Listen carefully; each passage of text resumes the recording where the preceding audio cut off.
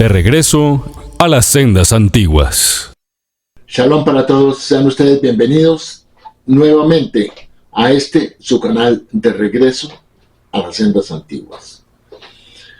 Hoy vamos a abordar un tema que tiene que ver con el concepto de el Mesías. El Mesías en lo que tiene que ver con Israel. El Mesías es un concepto hebreo. Así que vamos a ver algo que tiene que ver con esta figura de el Mesías. Y vamos a utilizar unos escritos de un sabio judío que es Maimónides. Luego, esta presentación tiene el título de El Mesías, Asuntos y Leyes según Maimónides. Vamos a enfocarnos en uno de los escritos de Maimónides, que fue la Mishneh Torah, que significa revisión de la Torah. Y dentro de estos escritos, que fue su obra magna, vamos a enfocarnos en uno de los libros que hacen parte de la Mishneh Torah, que es el Sefer Shotim, o el libro de los jueces. Y dentro de este libro de los jueces, vamos a enfocarnos en una parte que tiene que ver con el título de Melahim Umilhamot, que concierne con las leyes de reyes y sus guerras. Aquí vamos a leer sobre Maimónides las leyes relacionadas con el Mesías y vamos a descubrir cuáles son realmente esas leyes que Maimónides dedujo de lo que está escrito en la Biblia hebrea, tanto en la Torá como en los profetas. Ahora, en tamaño y alcance, así como en organización y estilo literario, la Mishneh Torah de Maimónides se encuentra entre los textos legales judíos más grandes e innovadores de todos los tiempos. En su día, la Mishneh Torah fue pionera por su novedoso sistema de codificación de la Halajá, o la ley judía. Y en los más de 800 años desde su composición, la Mishneh Torah sigue siendo incomparable en su lucidez y amplitud. Moisés ben Maimón, también conocido con el nombre de el Rambam, vivió desde el año 1135 hasta el año 1204. Fue un médico, filósofo y una autoridad rabínica y una figura destacada en el mundo de la erudición judía, incluso antes de que se compusiera su obra maestra halágica. Cuando era joven escribió un comentario sobre la Mishnah, comentario sobre varios tratados del Talmud de Babilonia y otra composición que realmente se ha perdido, pero que está centrada en elementos legales del Talmud de Jerusalén. Más tarde en la vida escribió su clásico filosófico La Guía de los Perplejos. Sin embargo, la Mishneh Torah fue la obra que el propio Maimónides consideró su obra magna, lo que queremos decir con Hibur Hagadol. Según su propio relato, Maimónides invirtió 10 años de redacción, revisión y edición incesantes en este gran trabajo que finalmente se completó en el año 1180 de la Era Común. La Mishneh Torah significa o quiere decir revisión de la Torah. Fue concebida como un compendio halágico que incluye todo, una guía para todo el sistema de la ley judía. La Mishneh Torah es introducida por el Sefer HaMitzvot, que significa el libro de los mandamientos, que Maimónides escribió algunos años antes en preparación para redactar su código. En Sefer HaMitzvot, Maimónides enumera los 613 mitzvot tradicionales de la Torá, o sea, los 613 mandamientos, dividiéndolas en preceptos positivos y negativos y elaborando la lógica detrás de su sistema de clasificación. Muchas personas, tanto judías como no judías, hacen estas y otras preguntas sobre la creencia judía en la venida del Mesías. Si bien es imposible que un folleto o una explicación de este tamaño aborde un tema tan importante con todas las minuciosos elementos que merece, no se pueden presentar los puntos básicos sino someramente, con la esperanza de que conduzca a un mayor estudio del tema. En su monumental obra de la Mishneh Torah, Maimónides explicó el concepto judío fundamental del Mesías, tal como nos fue transmitido generación tras generación desde la época de los profetas. En su forma concisa y lúcida, el gran filósofo y jurista judío nos presenta aquí un cuadro claro de la promesa que Dios hizo a Israel. Entonces, vamos a adentrarnos en estos asuntos y leyes que Maimónides definió. La primera tiene que ver con que en el futuro surgirá el rey mesiánico. Tiene que ser un rey. Y renovará la dinastía davídica, devolviéndola a su soberanía inicial. Es decir, partiendo desde el punto de vista del reinado de David. Y fue a David y a su descendencia real a quien se le prometió esta figura mesiánica. Entonces, este es el primer punto. Dice que va a haber un rey mesiánico que va a renovar la dinastía mesiánica, la dinastía davídica, perdón, devolviéndola a su soberanía inicial, o sea, a un gobierno como rey. Esta persona, esta figura, este Mesías edificará el templo y reunirá a todos los dispersos de Israel. Esa es otra condición que se encuentra en los escritos de la Biblia hebrea. Maimónides continúa diciendo que en sus días la observancia de todos los estatutos, mandamientos volverá a su estado anterior. O sea, la ley, como está escrita en la Torá, no tiene un fin, no va a cambiar. La ley, la Torá, la ley de Dios es eterna. Entonces, según Maimónides, se continuarán ofreciendo sacrificios. Observaremos sacrificios, observaremos los años sabáticos y los años de jubileo, de acuerdo con todos sus detalles, como se describe en la Torá. Luego, los mandamientos y los sacrificios van a volver en esta era cuando este Mesías, que es descrito en la Biblia hebrea, aparezca. Cualquiera que no cree en él, en esta figura de Mesías, o no espere su venida, niega las declaraciones de todos los profetas y también las declaraciones de la Torá. O sea, es un incrédulo. Podríamos decir que podría ser un ateo. La Torá testificó de su venida, de la venida de esta figura mesiánica, y se nos dicen las circunstancias. No se nos habla específicamente de una figura, pero se nos dicen las circunstancias en las cuales esta figura aparecerá. Encontramos en Deuteronomio capítulo 30, versículos 3 al 5, donde Dios dice: Dios hará volver tu cautiverio y tendrá misericordia de ti, hablándole a Israel.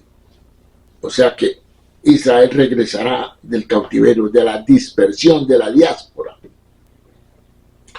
Él os recogerá de nuevo de entre las naciones. ¿Por qué? Porque nosotros, los judíos, estamos en todas las naciones del mundo, hoy en día. A través de las diferentes diásporas. Entonces, hoy llamamos a esta diáspora la diáspora de Roma, o de la diáspora romana, que obviamente sucedió a través de la destrucción del templo del Beit HaMikdash en el año 70 de la Era Común. Y luego continúa Dios diciendo: Él os recogerá de nuevo de entre las naciones, incluso si vuestra diáspora, o sea, si vuestro exilio, está en los confines de los cielos. Dios os recogerá de allí y os traerá a la tierra de Israel. Esto tiene que ver aquí hay algo muy importante.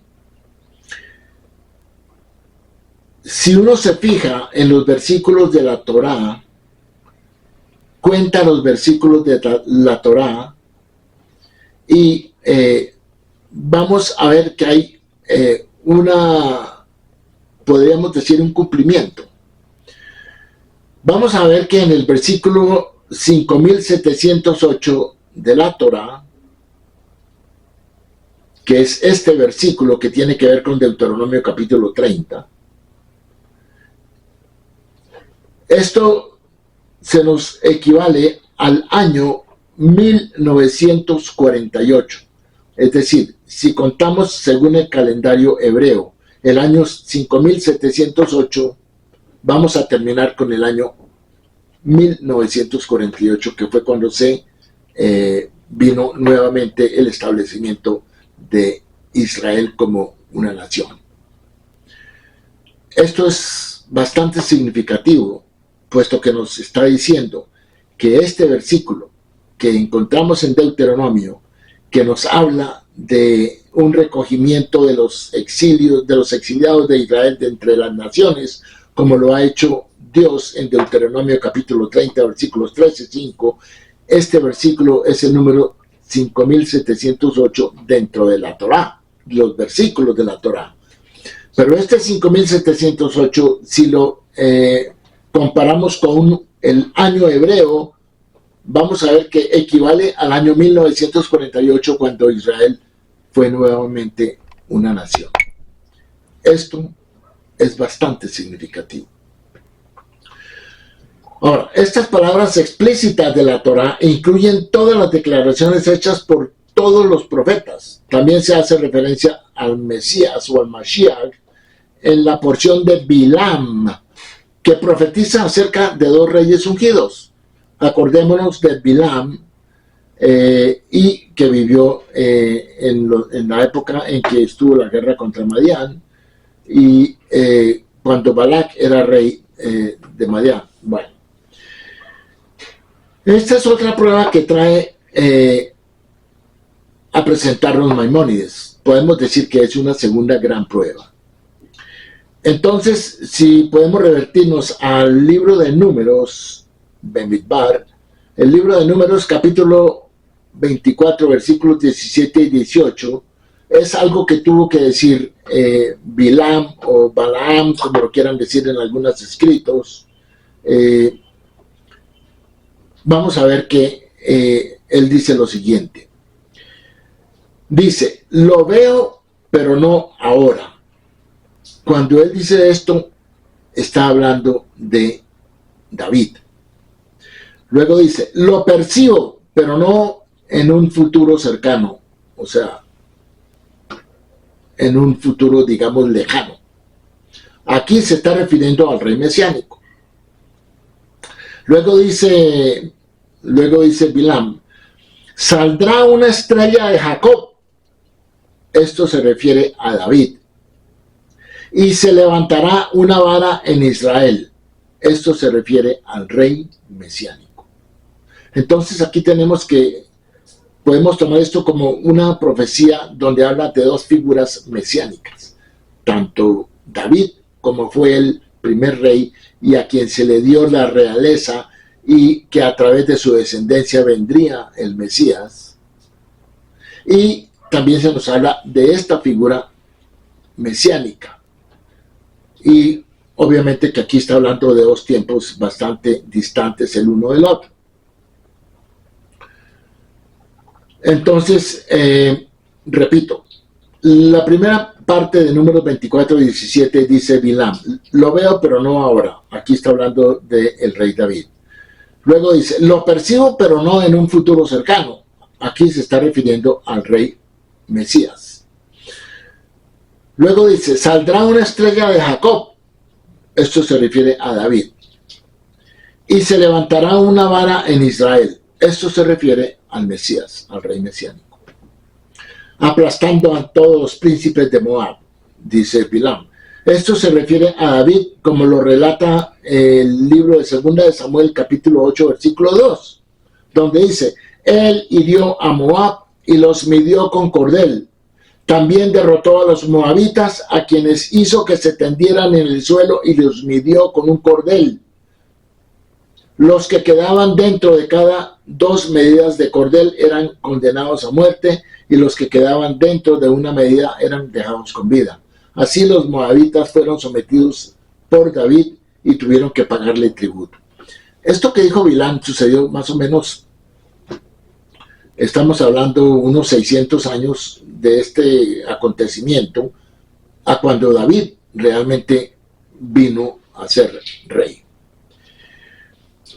Y también se nos habla aquí, donde dice que también estará diezmando a toda la descendencia de Set. Set, acordemos que es el tercer hijo de Adán y Eva. Primero tenemos a Caín y Abel, luego viene Set.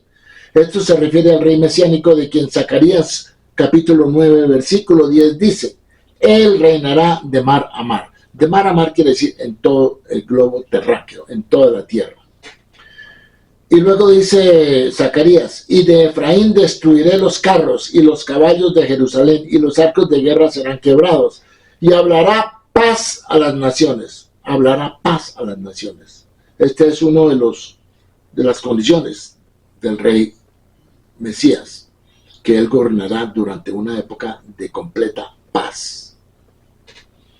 Y su señorío será de mar a mar, y desde el río hasta los fines de la tierra, o sea, en todas partes. Luego dice, Edom será demolido. Esto se refiere a David, como dice 2 de Samuel capítulo 8, versículo 6. Edom se convirtió en siervos de David. Y vinieron vamos a ver lo que dice el versículo, dice, y vinieron los sirios de Damasco para dar ayuda a Hadad a ser rey de Soba. Y David hirió de los sirios a 22,000 hombres. Puso luego David guarnición en Siria de Damasco, y los sirios fueron hechos siervos de David, sujetos a tributo. Y Dios dio la victoria a David por donde quiera que fue. Esto tiene mucho que ver también con el tema de el Salmo 110, donde Dios le promete a David que va a poner a todos sus enemigos. Le dice, siéntate a mi diestra hasta que ponga a tus enemigos por estrado de tus pies. Y aquí viene que esa diestra y ese estrado, esa diestra de Dios, siéntate a mi diestra, significa que Dios le iba a dar la providencia a David. Y por eso David derrotó a todos sus enemigos. Y todos sus enemigos tuvieron que rendirle tributo.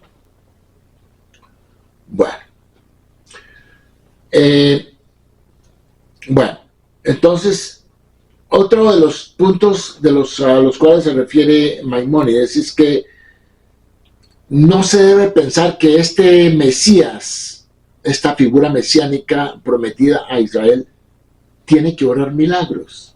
No. Dice, no se debe presumir que el rey mesiánico debe obrar milagros y prodigios, producir nuevos fenómenos en el mundo, resucitar a los muertos o realizar otras obras similares. Esto no es cierto.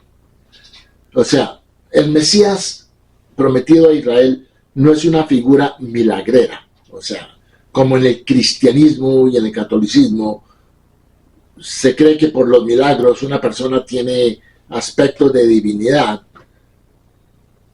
No. Los profetas hicieron milagros, y también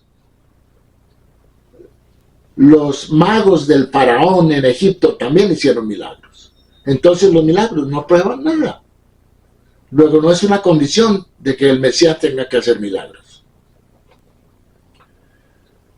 Ahora, Otro punto es que se puede traer a prueba del hecho de que, y aquí vamos a traer un momento que sucedió en Israel en el primer siglo, donde el rabino Akiva, quien fue uno de los grandes sabios de la Mishnah, fue uno de los partidarios de que Cosiba o Barcova iba a ser el Mesías, y lo describió como el rey mesiánico. ¿Por qué? Porque aquí vemos que era un rey que estaba también en una guerra contra Roma, contra los romanos, y vamos a ver que tanto Akiva y todos los sabios de su generación consideraron al rey mesiánico, hasta a Barcova como el Mesías prometido, hasta que fue asesinado y lo mataron. Una vez que lo mataron, se dieron cuenta de que él no era el Mesías. ¿Por qué? Porque en la escritura hebrea el Mesías no muere. Así que si muere, pues no puede ser el Mesías. Entonces ahí vieron que se habían equivocado. Y esto realmente fue un hecho que sucedió. ¿Por qué? Porque estaba mostrando Barcova algunas condiciones que están relacionadas con el futuro rey mesiánico. Pero en el momento que muere, pues ya no puede ser considerado como el Mesías. Los sabios de esa época no le dijeron a Barcova que hiciera milagros, ni que produjera señales. Entonces, simplemente esta figura de rey mesiánico va a ser un ser humano. Es un ser humano que va a ser nacido de mujer, de una interacción entre una mujer y un hombre. No va a venir de ninguna otra parte. Ahora, si de la casa de David surge un rey que diligentemente contempla u obedece la Torá y observa sus mandamientos según lo prescrito por la ley escrita y la ley oral, como lo hizo David, su antepasado, obligará a todo Israel a caminar en el camino de la Torá y a rectificar las infracciones en su observancia. O sea que va a hacer este papel, este rol, y va a pelear las guerras de Dios. Ahí sí que podemos decir con seguridad que ese es el Mesías. Pero tiene que ser esa figura. Y a propósito, hay muchas condiciones, y hay varias condiciones que nos describe la Biblia hebrea para que una persona pueda ser considerada como el Mesías dentro del contexto judío. En primer lugar, debe ser judío. Eso lo tenemos en Deuteronomio capítulo 17, versículo 15, donde Dios dice: podrán nombrar un rey sobre ti a quien el Eterno tu Dios escoja, como de entre tus hermanos pondrás por rey sobre ti. O sea, tiene que ser del mismo pueblo de Israel. Debe ser miembro de la tribu de Judá. Eso lo tenemos en Génesis 49:10, la profecía de Jacob, cuando iba a bendecir a sus hijos. Estaba bendiciendo a sus hijos. Dijo: la vara no será quitada de Judá, ni el cetro de entre sus pies, hasta que venga Shiloh. Y obviamente esto tiene un significado que el cristianismo lo ha mal interpretado. Y Shiloh, a propósito, tiene que ver con, es un entendimiento que hay, que la misma palabra tiene que ver con un concepto del útero de una mujer.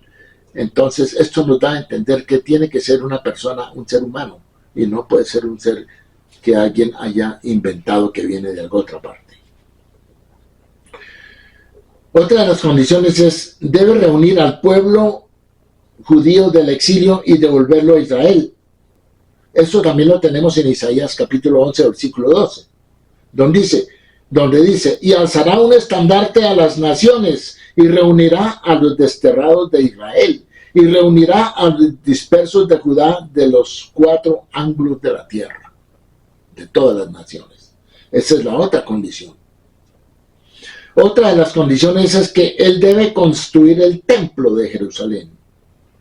Eso lo tenemos en Ezequiel capítulo 37, versículos 26 al 27, donde dice: y pondré mi santuario en medio de ellos para siempre, y mi tabernáculo estará con ellos. Así que aquí, hablando de Ezequiel de la era mesiánica, está diciendo que va a haber un santuario, un tabernáculo, y obviamente que van a regresar y van a volver los sacrificios.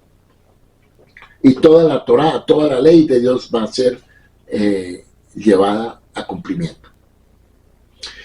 Otro punto es que Él gobernará en un tiempo de paz mundial.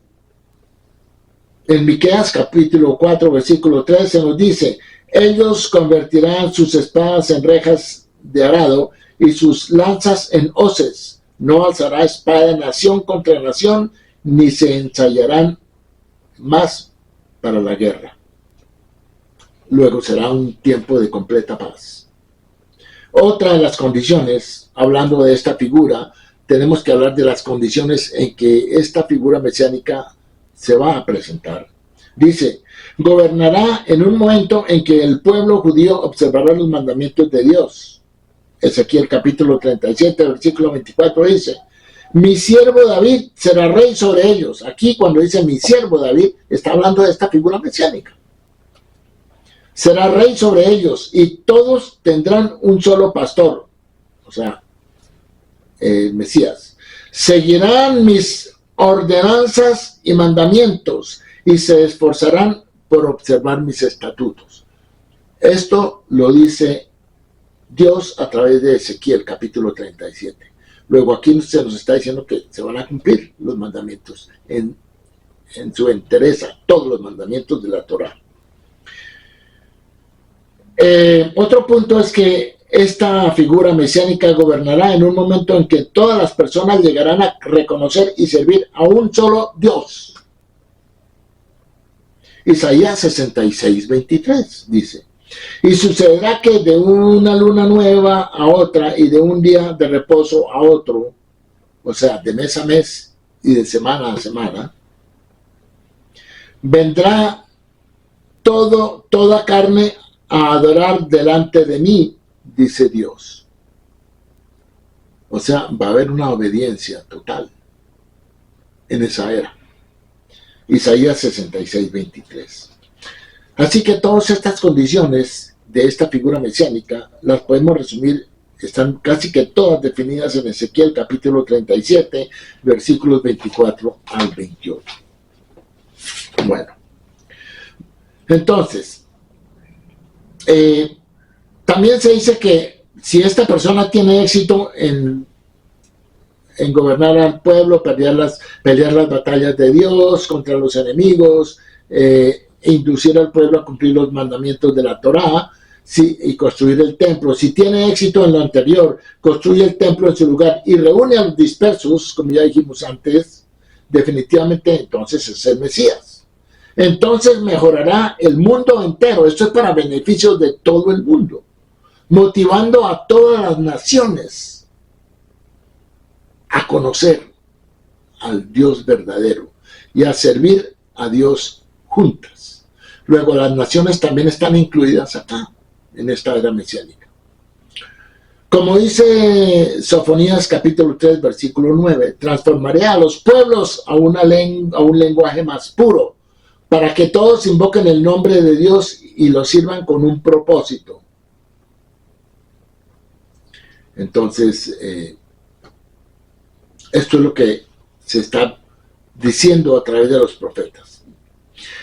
Más bien, debe ser considerado como todos los demás reyes propios y completos de la dinastía davídica que murieron. O sea, si hay reyes que fueron descendientes de David y murieron, pues fueron reyes, pero no cumplieron con este rol mesiánico de ser la figura del Mesías prometido a Israel. Ahora, aquí hay un punto que toca Maimónides, que es algo de reflexionar. Dice: Dios hizo que se levantara, aquí estamos hablando de los falsos mesías, porque tenemos que decir que han habido falsos mesías. Uno de ellos, Bar Kokhba, como lo acabamos de mencionar, en el siglo I. También, inclusive, hablando de la figura de Jesús, que Jesús tuvo pretensiones mesiánicas, pero obviamente no fue el Mesías, porque no cumplió ninguno de los requisitos que hemos mencionado. Él no cumplió ninguno de los requisitos para ser el Mesías. Entonces, y después de Jesús hubo otros Mesías que tampoco, pretendientes a Mesías que tampoco cumplieron con las condiciones y obviamente se equivocaron. Entre ellos uno de los más famosos y de los últimos fue Sabbatai Tzvi, muy recientemente, quien realmente se llegó a pensar de que él era el Mesías, pero realmente no lo fue. Entonces aquí Maimónides hace una aclaración donde dice que Dios hizo que se levantaran estos falsos mesías para probar a muchos, como dice Daniel 11:35. Daniel 11:35 dice: y algunos de los sabios, o sea, las personas que se creyeron que era el Mesías, y algunos de los sabios tropezarán, o sea, se van a equivocar. Dice, para probarlos. ¿Probarlos a quién? Al pueblo. Pulirlos y aclararlos hasta el tiempo señalado, porque el tiempo señalado está en el futuro. Eso lo encontramos en Daniel 11:35. También refiriéndose Maimónides a Jesús de Nazaret, dice, Jesús de Nazaret, que aspiraba a ser el Mesías y fue ejecutado, también fue aludido en las profecías de Daniel, como se dice en Daniel 11:14, donde dice, los pretenciosos de tu pueblo se exaltarán en un intento de cumplir la visión, pero tropezarán. O sea, Jesús pudo pensar de que él era el Mesías, pero obviamente se equivocó.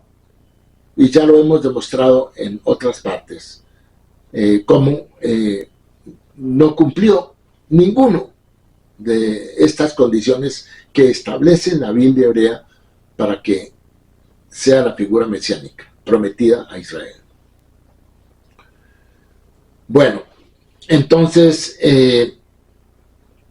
tengan en cuenta una cosa. Cuando se habla aquí de que Jesús no fue el Mesías, hay que comenzar a pensar y a evaluar este contexto de que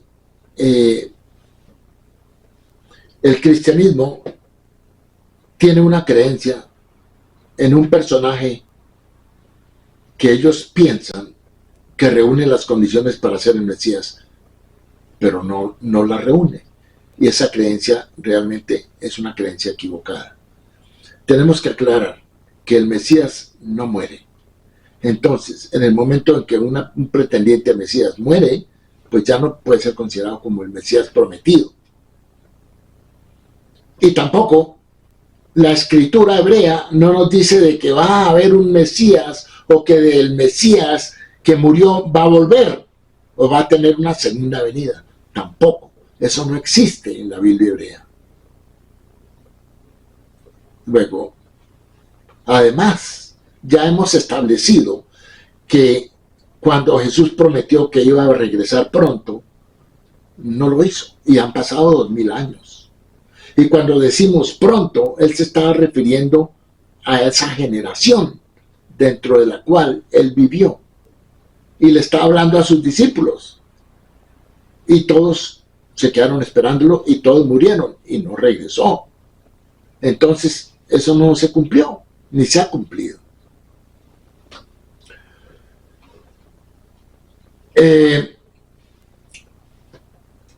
Todos los profetas, otro punto que habla Maimónides, dice, todos los profetas hablaron del Mesías como el Redentor de Israel y su Salvador, quien reunirá a los dispersos y fortalecería la observancia de los mandamientos y de la Torá o de la ley. En contraste con esto, el cristianismo hizo que los judíos fueran asesinados a espada. O sea, en cambio de venir a liberar a los judíos del yugo romano, las cosas se empeoraron y los judíos fueron perseguidos, fueron asesinados, el templo fue destruido. Fueron asesinados a espada y sus remanentes fueron esparcidos y humillados. Y esto sucedió con la supuesta aparición de Jesús. Entonces, lo que dice la Biblia hebrea de que el Mesías va a traer libertad a Israel, van a vivir en su tierra, va a construir el templo, va a predicar la observancia de la Torá y va a hacer una paz mundial. Nada de esto sucedió cuando vino Jesús. Por el contrario, destruyeron el templo, fuimos perseguidos y asesinados, fuimos exiliados por el resto, por todo el mundo. Y también la misma palabra de Dios, la Torá, fue cambiada, fue alterada, fue mutilada cuando se escribió lo que nosotros consideramos el texto griego, que el texto griego es lo que se llama Nuevo Testamento, pero Testamento Nuevo no lo consideramos ningún tipo de nuevo. ¿Nuevo en qué sentido? ¿En qué sentido es nuevo? Si ni siquiera tiene mandamientos que hay que obedecer, no tiene características definidas. Además que la ley de Dios es eterna y no puede haber nada que se llame Nuevo Testamento. Es simplemente una recopilación de escritos griegos con una historia fantasiosa, creando un personaje ficticio en una figura de un judío que vivió en el siglo I, que se llamó Jesús. Así que decimos que la Torá también fue alterada a través de este episodio y que la mayoría del mundo errara y sirviera a un Dios que no era el Dios verdadero. Muchos creen que Jesús es Dios o que es una figura de la Trinidad que tiene un aspecto de divinidad. Perdónenme, esa parte es muy delicada porque esa parte tiene que ver con lo que nosotros llamamos idolatría. Idolatría, porque no hay sino un solo Dios.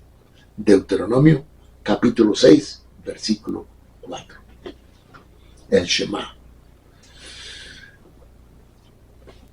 Así que sucedió todo lo contrario de lo que la Biblia hebrea prometía en el primer siglo cuando apareció Jesús. Sucedió todo lo contrario. Todo lo peor sucedió para Israel. Así que no tiene nada que ver esta figura con el Mesías prometido a Israel. Sin embargo, la intención del creador del mundo no está al alcance del hombre para comprenderla, porque sus caminos no son nuestros caminos, ni sus pensamientos nuestros pensamientos. Muchas veces no entendemos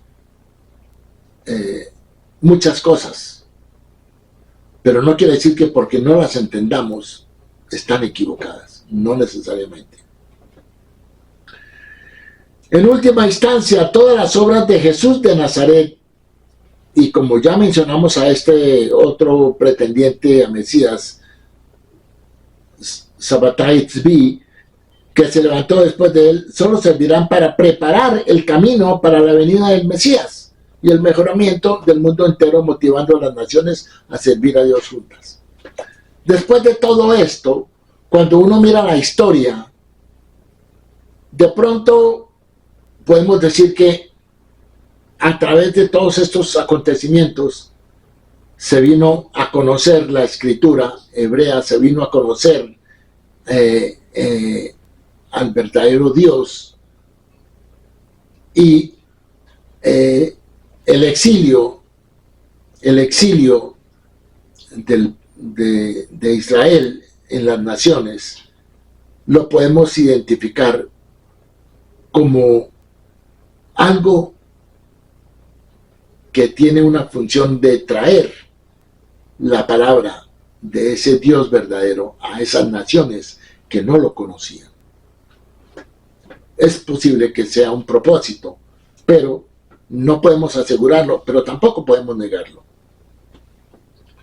También Sofonías capítulo 3, versículo 9 dice: yo transformaré a los pueblos a un lenguaje más puro, como dije anteriormente, para que todos invoquen el nombre de Dios y le sirvan con un solo propósito. Ahora, ¿cómo va a suceder esto? El mundo entero ya se ha llenado con la mención del Mesías, la Torá y los mandamientos, como ya lo dije anteriormente, con esta infección de Israel, de los israelitas, de los judíos por el mundo, pues ellos llevaron, y en realidad hemos visto que según Isaías, el propósito de Israel como el pueblo escogido es para que sea luz a las naciones. Entonces, ser luz a las naciones es ir a mostrarles el camino, ir a decirles, mire, por aquí es. Entonces, de ahí pues, hemos dicho que el mundo entero ya ha tenido la oportunidad de conocer acerca del Mesías, de la Torá, o los mandamientos, la ley, etcétera, etcétera. Estos asuntos se han extendido hasta las islas más lejanas, a muchas naciones obstinadas de corazón, tercas, que se quieren quedar en su medio de ignorancia e idolatría, porque no conocían al Dios verdadero. Pero ya todo el mundo puede conocerlo, ya todo el mundo tiene acceso a la escritura hebrea, ya todo el mundo puede estudiar por su cuenta, y no esperar a que usted vaya el domingo a la iglesia y el pastor o el sacerdote le tenga que decir lo que ellos creen y que está equivocado, porque si usted no ha estudiado, usted también va a estar equivocado. Es ahí donde usted tiene que hacer una reflexión.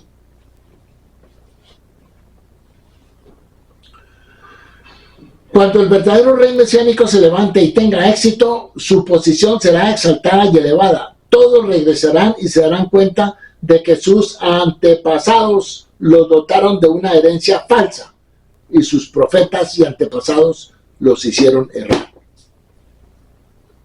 O sea, es por eso que también lo vemos en el tema de Isaías 53, cuando este vocero dice: ¿quién ha creído a nuestro anuncio?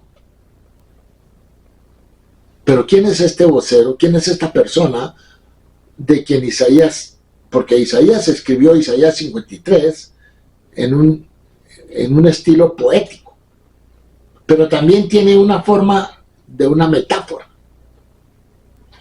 Y quien está hablando acá es un locutor o un vocero representando a las naciones. Y él dice: ¿quién ha creído a nuestro anuncio? Y es ahí donde se van a dar cuenta de lo que estaban equivocados cuando esta figura mesiánica aparezca. Y se vayan a dar cuenta de que no es ningún Jesús.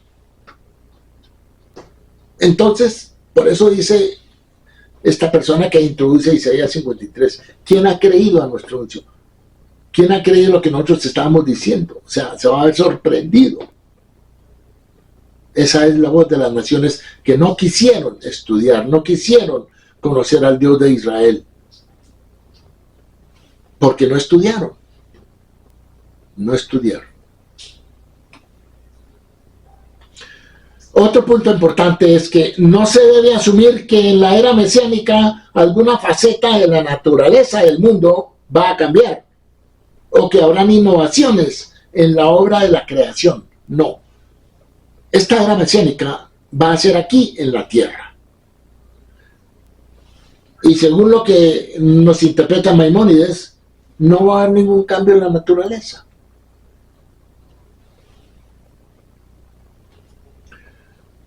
O sea que el mundo va a continuar siguiendo el mismo patrón. Aunque Isaías, capítulo 11, versículo 6, dice: morará el lobo con el cordero, porque muchos ya están pensando en eso, y el leopardo con el cabrito se acostará. Estas palabras son una metáfora, y es por eso que hay que entender que por lo menos, que por ejemplo Isaías y muchos de los profetas hablan en términos de metáforas. Usted no puede tomar eso literalmente, porque ahí ya usted está equivocado. Y hay muchas veces donde usted no puede tomar algo que está escrito en forma literal y hacer una alegoría de eso como usted la quiera hacer, tampoco. Usted tiene que entender el contexto de lo que se está hablando. Cuando usted lea un versículo, mire qué dice anterior al versículo y mire qué dice después, y en el contexto tomar el significado. Pero no puede aislar un versículo como lo hace el texto griego del Nuevo Testamento y ponerlo aquí y ponerlo allá donde ellos creen que les sirve, pero no miran el contexto. Y por eso las interpretaciones que están en el Nuevo Testamento están todas equivocadas. Continuamos explicando esto. Estas palabras, como dije anteriormente, donde dice Isaías 11:6, morará el lobo con el cordero y el leopardo con el cabrito se acostará. Estas son una metáfora y una parábola. La interpretación de la profecía es como sigue. Israel habitará seguro junto con los malvados gentiles. O sea, las gentes de las naciones que no quieren obedecer, que rehúsan, que son rebeldes. Ellos son los que se asemejan al lobo y al leopardo. Como está escrito en la profecía de Jeremías capítulo 5, versículo 6. El lobo del desierto los despojará y el leopardo los destruirá. Entonces, estamos hablando en forma metafórica de que ya no habrá esa enemistad entre las naciones e Israel. Esa enemistad ya no va a existir. Todos volverán a la verdadera fe, van a regresar a la verdadera fe y ya no robarán ni destruirán. Más bien comerán alimentos permitidos en paz con Israel, como dice Isaías 11:7. El león comerá paja como el buey. De manera similar, otras profecías mesiánicas de esta naturaleza son metáforas. En la era mesiánica todos se darán cuenta de qué asuntos estaban implicados en estas metáforas y qué alusiones contenían. Ahí es cuando se van a dar cuenta. Inclusive, si usted puede ir a Jeremías capítulo 31, y en el capítulo 31, hablando de un nuevo pacto que Dios hace con Israel para la era mesiánica, ahí dice que ya no tendrá que nadie decirle a su prójimo, venga y conoce al verdadero Dios. Dice, porque todos lo conocerán. Entonces, esa es una de las condiciones que estamos citando acá, que son para la era mesiánica. Y es por eso que aprovecho la oportunidad para decir que ese tema de de Jeremías capítulo 31, versículos 31 al 34, no se refiere a ningún nuevo pacto. Se refiere a unas nuevas condiciones bajo circunstancias de la era mesiánica que Dios va a llevar a cabo con Israel. Y en ese momento, como lo dice más adelante, y más adelante lo dice, que Israel es el pueblo de Dios. No, si el día y la noche dejan de existir, entonces Israel dejará de existir. Pero mientras exista el día y la noche, Israel seguirá existiendo. Entonces, es algo entre Dios y su pueblo.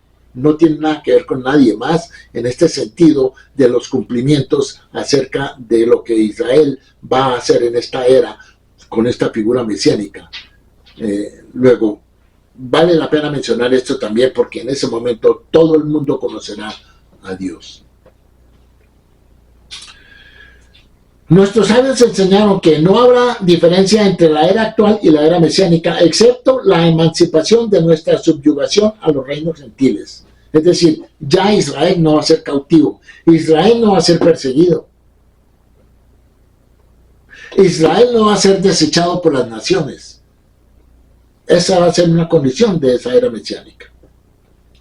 La simple interpretación de las palabras de los profetas parece implicar que la guerra de Gog y Magog tendrá lugar al comienzo de la era mesiánica. Eso es una interpretación que nos da Maimónides. Tengan ustedes en cuenta que Ezequiel, capítulos 37 y 38, habla sobre la guerra de Gog y Magog. Y fue de ahí donde salió, inclusive vale la pena mencionar ahorita, cuando Jesús habló en el capítulo 24 de Mateo, hablando de guerras y esto y lo otro, Jesús tomó de lo que había dicho Ezequiel y lo puso ahí. Y también, si usted quiere ir al libro del Apocalipsis, también ellos tomaron de todo lo que hablan ahí, lo tomaron de Ezequiel y lo cristianizaron. Fue un error grandísimo. Entonces, esas son cosas que se comienzan a ver una vez que usted comienza a estudiar el trasfondo de lo que usted tiene en el texto griego. Usted comienza a ver los fundamentos y va a ver que eso ya estaba dicho por los profetas hebreos, pero aquí les dieron otro significado que obviamente es equivocado. Bueno, antes de la guerra de Gog y Magog se levantará un profeta que para inspirar a Israel a ser recto y preparar sus corazones, como dice Malaquías 3:22. He aquí te envío a Elías. Él no vendrá a declarar lo puro impuro o a declarar lo impuro puro. O sea, aquí está hablando del profeta Elías. Acuérdense que la Biblia hebrea habla de que antes de la venida de esta figura mesiánica vendrá el profeta Elías. O sea que Juan el Bautista no era ningún Elías. También aquí podemos corroborar que Elías no ha venido. Y cuando Jesús dijo que Juan el Bautista era Elías, Jesús se equivocó.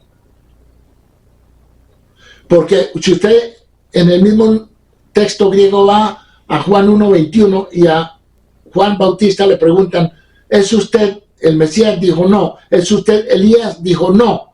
Luego él lo negó. Y si él hubiera sido Elías, pues ya era de que hubiera llegado el Mesías. Y han pasado 2000 años y no ha venido. Entonces, la predicación de Juan el Bautista no tiene nada que ver con la venida del profeta Elías. Luego dice acá en otro punto, según Maimónides, no disputará el linaje de aquellos que se presumen del linaje propio, ni validará el linaje de aquellos como linaje que resulta defectuoso. O sea, él no va a venir a ver quién es este, quién es lo otro, etcétera. No va a ser uno de los papeles del Mesías. Más bien establecerá la paz dentro del mundo. Dice, él hará volver, como lo dijo Elías, cuando venga Elías. Por eso dice, según Malaquías, dice, él hará volver el corazón de los padres hacia los hijos. O sea, va a haber una relación mucho más armoniosa, más amigable. Ya no va a existir una enemistad entre los padres y los hijos por muchas u otras razones. Hay algunos sabios que dicen que la venida de Elías precederá a la venida del Mashiach. Todos estos y otros asuntos similares no pueden ser conocidos definitivamente por el hombre hasta que ocurran, porque estos asuntos no están definidos en las palabras de los profetas, e incluso los sabios no tienen una tradición establecida con respecto a estos asuntos, excepto su propia interpretación de los versículos. Es decir, no hay nada exacto, no hay nada conciso, no hay nada que usted pueda decir, esto viene primero, esto viene después, etcétera. No. Solamente estamos recogiendo los puntos que nos da un entendimiento que está en la Biblia hebrea. Bueno, por lo tanto, hay una controversia entre las personas con respecto a estos asuntos. Independientemente del debate sobre estas cuestiones, ni el orden en que ocurrieron estos eventos o van a ocurrir, ni en su detalle preciso, se encuentran entre los principios fundamentales de la fe. Una persona no debe ocuparse de las leyendas y las homiléticas sobre estos y otros asuntos similares, ni debe considerarlos como esenciales para su estudio. De manera similar, uno no debe tratar de determinar el tiempo señalado para la venida del Mesías. Hay gente que se la pasa haciendo cuentas. ¿Para qué? Si no, de nada va a servir. Nuestros sabios declararon que los espíritus de aquellos que intentan determinar el tiempo de la venida del Mesías expiran. Más bien, uno debe esperar y creer en la concepción general del asunto tal como está explicado.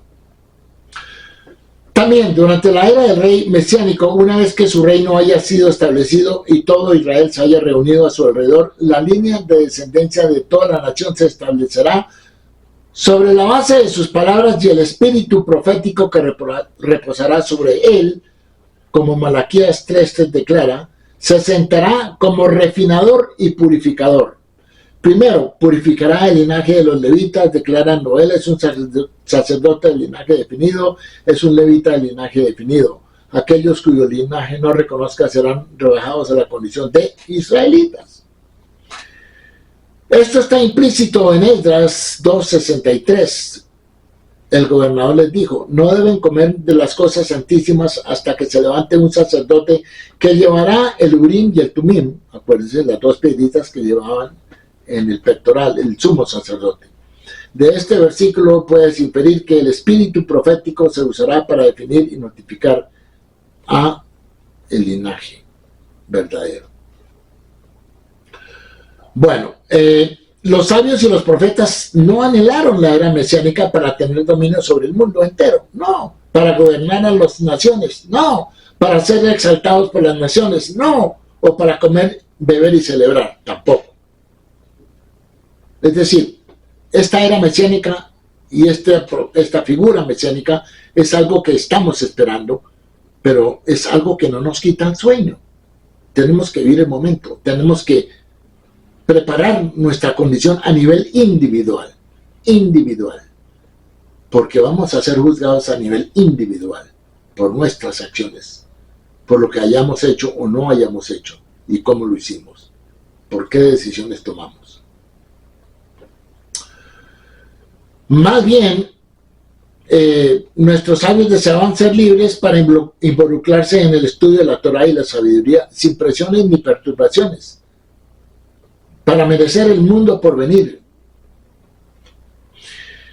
Así que en esa era, en el mundo por venir, no habrá hambre ni guerra, la envidia o la competencia por el bien fluirá en abundancia y todas las delicias estarán disponibles libremente como polvo. Muy bien, vamos entonces a llegar hasta acá y vamos a terminar diciendo que este tema del Mesías que está por venir y está prometido en las escrituras hebreas, pues no ha venido, pero vendrá, pero no nos debemos preocupar ni quién será ni cuándo será. Esperemos que Dios obre de acuerdo a su santa voluntad. Los dejo por ahí hasta ahora. Es un tema complejo, es un tema interesante, pero es un tema también que merece estudio y que ustedes deben reflexionar sobre cuáles son sus ideas, si es que las tienen, acerca de este tema. Por ahora los dejo.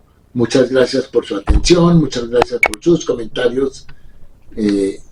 Nos estaremos comunicando en otra oportunidad. Shalom.